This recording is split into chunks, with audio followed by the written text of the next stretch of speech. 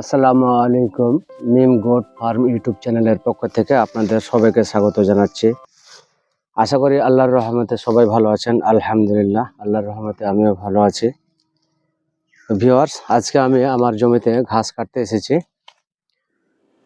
তো অনেকে বলে থাকেন যে ঘাস ছাড়া খুব অল্প খরচে ছাগল লালন পালন করা যায়। আসলে আমি তেমন এটি কোনো রকম খুঁজে পাই নাই যে অল্প খরচে ঘাস ছাড়া ছাগল লালন পালন করা যায়। এটি আমার কাছে অসম্ভব, কারণ ঘাস হচ্ছে ছাগল, ভেড়া এবং গরুর জন্য অপরিহার্য একটি খাবার, যে খাবার না খাওয়ালেই হয় না। আপনি যদি দীর্ঘ পরিসরে আপনি ছাগলের খামার বা গরুর খামার বা অন্যান্য যে দুম্বা ভেড়ার খামার করতে চান, তাহলে অবশ্যই আপনাকে ঘাস চাষ করতে হবে এবং ঘাস জমিতে উৎপাদন করতে হবে নিজস্বভাবে। তা না হলে আপনি ছাগল লালন পালন করতে পারবেন না। বিশেষ করে যখন আপনি প্রফেশনালি ভাবে ছাগলের খামার গড়ে তুলতে চাইবেন বা করবেন, তখন আপনার ঘাস অবশ্যই প্রয়োজন। আরেকটি বিষয় হলো যে অনেকে যে জমিতে নেপিয়ার ঘাস চাষ করে, অন্যান্য যে প্রাকৃতিক ঘাস, সেই ঘাসগুলো তেমন একটা চাষ করে না, এটি ছাঁটাই করে ফেলে দেয়। তবে আমি একটু ভিন্ন কৌশলে এই প্রাকৃতিক ঘাসগুলো আমার জমিতে চাষ করে থাকি। এখানে দেখা যাচ্ছে যে আমি অনেকটা লাভবান হই, কেননা যে একরকম ঘাস গরু ছাগলকে খাওয়ালে এক আপনার সমস্যা দেখায়। আর বিভিন্ন রকমের যখন আপনি ঘাস খাওয়াবেন আপনার ছাগলকে, আমি দেখাচ্ছি আপনাদের,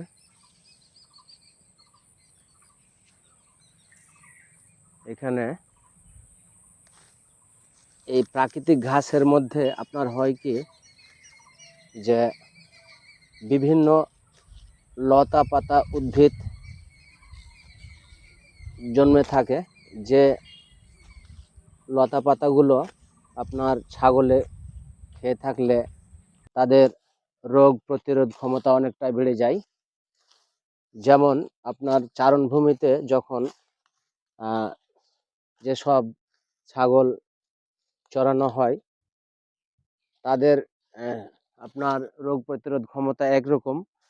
আর আপনি যখন বদ্ধপরিকরভাবে শুধু দানা খাইয়ে বা একরকম ঘাস খেয়ে যখন ছাগল লালন পালন করবেন, তখন আপনার ছাগলের রোগ প্রতিরোধ ক্ষমতা আরেক রকম।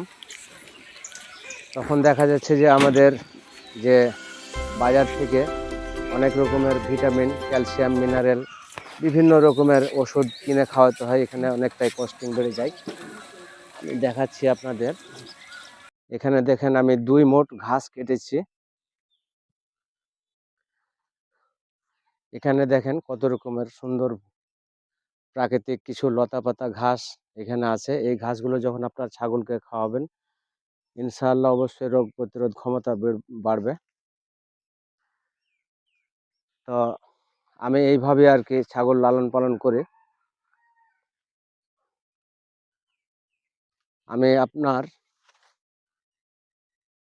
এখন আমি দেখাবো আপনাদেরকে যে আমি পুরো জমিটাতে আমার কিভাবে ঘাসগুলো চাষ করি।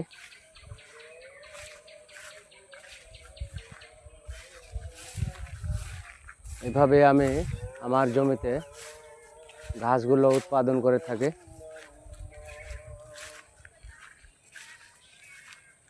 আমি অনেক ভাইকে দেখেছি আর কি, যার কারণে আমি এই ভিডিওটি বানালাম।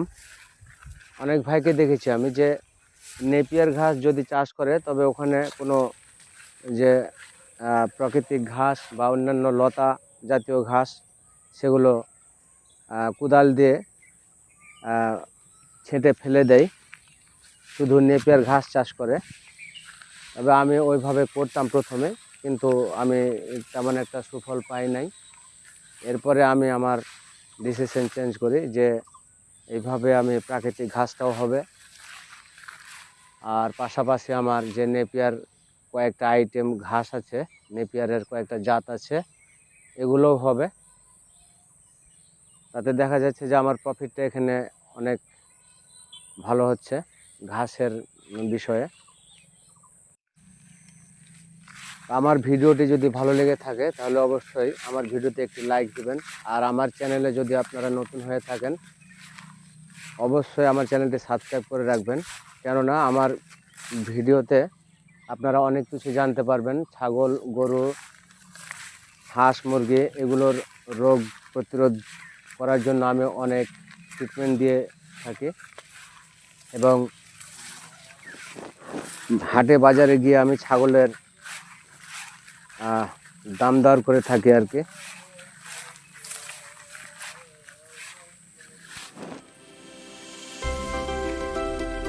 এখানে দেখতে পাচ্ছেন আমার এই ঘাসগুলো কত সুন্দর।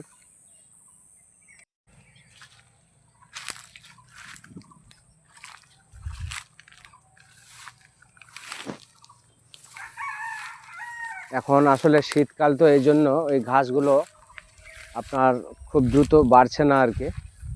আর কিছুদিন পরে হয়তো গরম আসবে, গরম পড়ে যাবে, তখন এই যে নেপিয়ার যে জাতগুলো, এই ঘাসগুলো অনেক তরতাজা হবে আর কি। শীতের সময় এই ঘাসগুলো একটু কম বাড়ে।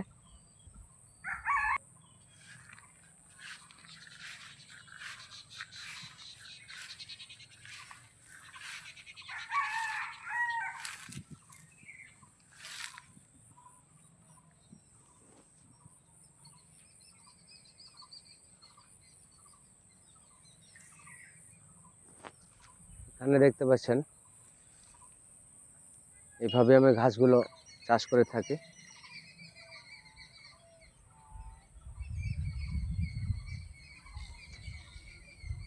আর এই ঘাসগুলো আমার ছাগলে অত্যন্ত খায়, এই প্রাকৃতিক ঘাসগুলো।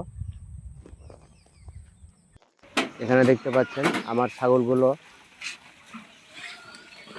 ঘাস খাচ্ছে।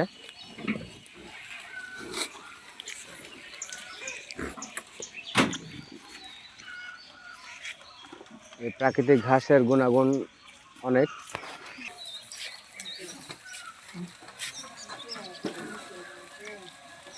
তো যাই হোক, আমার ভিডিওটি ভালো লাগলে অবশ্যই লাইক দিবেন এবং কমেন্ট শেয়ার করবেন। আর আমার চ্যানেলে নতুন হয়ে থাকলে অবশ্যই চ্যানেলটি সাবস্ক্রাইব করে রাখবেন। আজকের মতো এখানে বিদায় নিচ্ছি। আল্লাহ হাফেজ।